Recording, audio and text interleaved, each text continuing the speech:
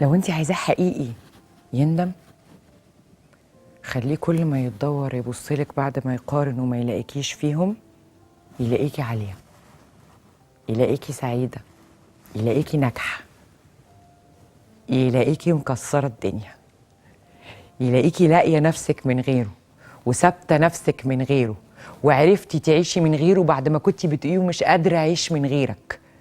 عرفتي تشوفي حد تاني، عرفتي تحبي حد تاني، عرفتي تحبي نفسك، عرفتي تحبي نفسك.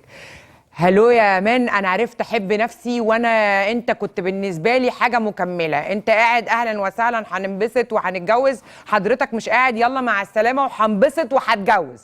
تعرفي انه مفيش حب او فرصه او حاجه بتضيع ما كانش رزقك، ما كانش من نصيبك، ما كانتش مكتوبه لك.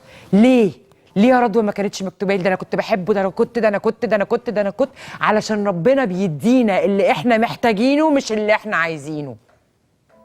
يمكن اللي انت كنت عايزاه ده وسيم، لذيذ، لسانه حلو، بيعرف يهزر، بيعرف يضحك، ده اللي انت عايزاه. لكن اللي انت محتاجه راجل يبقى ظهر، محتاجه راجل يبقى سند، محتاجه تقعي يلاقي حد في ظهرك، محتاجه تفلسي يقول لك خدي، محتاجه باباكي يعيا يجي لك المستشفى، محتاجه صاحبتك تعمل حادثه يروح لها اسم. انت محتاجه ظهر وسند، مش محتاجه واحد فلافي بتاع بابي ومامي. دواره كما تدين تدان. لو سابك النهارده عشان يعرف واحده تانية، التانية هتسيبه عشان تعرف واحد تاني.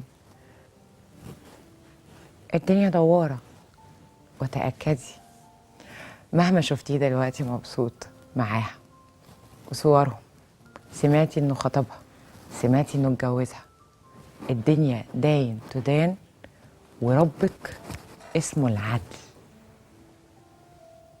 اقعدي زيي وريحي اعصابك، وهتاخدي وقتك في حزنك ووجعك على ايامك وعمرك وقلبك وألمك اللي انتي بتشعري بيه، لكن تأكدي يقينا ان ربنا سبحانه وتعالى شايفه دلوقتي هو كان بيتلكك لك ازاي، وبيروح مع البنت دي وبيخرج معاها وبيطلع وانت قاعده على سجاده الصلاه بتعيطي. شايفه المشهد عامل ازاي؟ ويقعد كده على سنينه ندم وحسره من اللي عمله فيكي. ده اكبر عقاب في الدنيا.